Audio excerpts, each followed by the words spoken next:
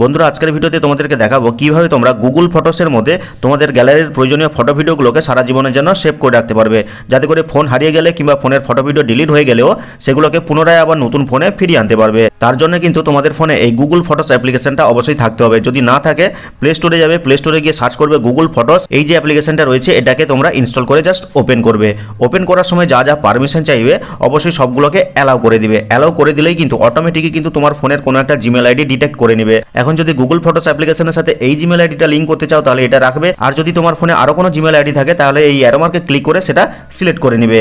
তো আমি বর্তমানে এটা সিলেক্ট করে নিলাম। সিলেক্ট করার পরেই দেখো এখানে কিন্তু প্রথমেই একটা বটন অন করা রয়েছে, যেখানে লেখা রয়েছে দেখো backup photos and videos on this device automatically. অর্থাৎ যদি তুমি এই লেটস গোতে ক্লিক করো তাহলে কিন্তু তোমার ফোনের ফটো ভিডিওগুলো কিন্তু অটোমেটিক্যালি তোমার এই গুগল ফটোসের মধ্যে ব্যাকআপ হওয়া শুরু করবে। তো আমি কি করব, এই বটনটাকে অন রেখে লেটস গোতে ক্লিক করে দিব। ক্লিক করলে দেখতে পাচ্ছ নর্মালি গ্যালারি কিন্তু ওপেন হয়ে গেছে তোমার ফোনে যা যা রয়েছে ফটোস ভিডিওস। তো এখন কিছু সেটিংস করে নিতে হবে। এই যে কর্নারের লোগোটা রয়েছে এখানে ক্লিক করবে। ক্লিক করার পরে দেখো নিচের দিকে কিন্তু ফটোস সেটিংস নামে একটা অপশন রয়েছে, এখানে ক্লিক করবে। ক্লিক করলে কিন্তু দেখো উপরে কিন্তু ব্যাকআপ নামে একটা অপশন চলে এসেছে, এখানে ক্লিক করবে। ক্লিক করার পরে দেখো এখানে কিন্তু একটা বটন অন করা রয়েছে যেটা হচ্ছে ব্যাকআপের বটন, এবং লেখা রয়েছে backup photos and videos in your camera folder. অর্থাৎ তোমার ক্যামেরা ফোল্ডারে যে ফটো ভিডিওগুলো রয়েছে সেগুলো কিন্তু অটোমেটিক ব্যাকআপ হয়ে যাবে। এবং তার নিচে দেখো আরো কিছু সেটিংস রয়েছে ব্যাকআপ কোয়ালিটি নামে, এখানে ক্লিক করবে। ক্লিক করার পরে কিন্তু এই যে অরিজিনাল কোয়ালিটি যেটা রয়েছে সেটা কিন্তু সিলেক্ট করবে। এতে কি হবে, তোমার অরিজিনাল যেটা 5 MBর যদি কোনো ফটো হয় সেটা কিন্তু 5 MB সেভ হবে, অর্থাৎ কোনো কোয়ালিটি ডাউন হবে না। এটা যাতে সিলেক্ট থাকে অবশ্যই দেখে নিবে।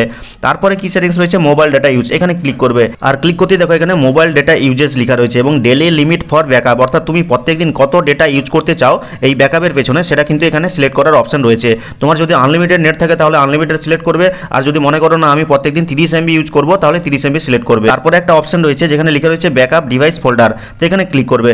ক্লিক করলে কিন্তু দেখো এখানে কিন্তু ব্যাকআপ অল ডিভাইস ফোল্ডার, অর্থাৎ তোমার ডিভাইসে যতগুলো ফোল্ডার রয়েছে সবগুলোর কি ব্যাকআপ নিতে চাও তাহলে এই বটনটা অন করবে। আর যদি মনে করো না আমি যেটা সিলেক্ট করবো যেই ফোল্ডারটা সেটারই শুধু ব্যাকআপ হোক তাহলে সেই ফোল্ডারের পাশে যে বটনটা রয়েছে সেটাকে অন করে দিবে। এখন যদি মনে করো না আমি আর ব্যাকআপ নিতে চাই না, স্টপ করে দেই, তাহলে এখানে ক্লিক করবে।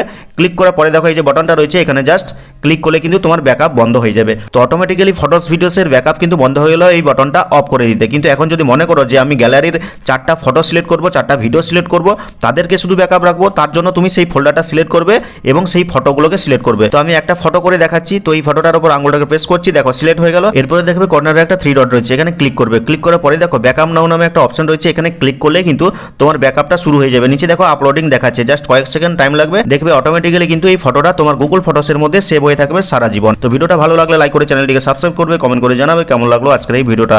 তো দেখা হচ্ছে পরবর্তী কোনো এই ধরনের হেল্পফুল ভিডিওর সাথে।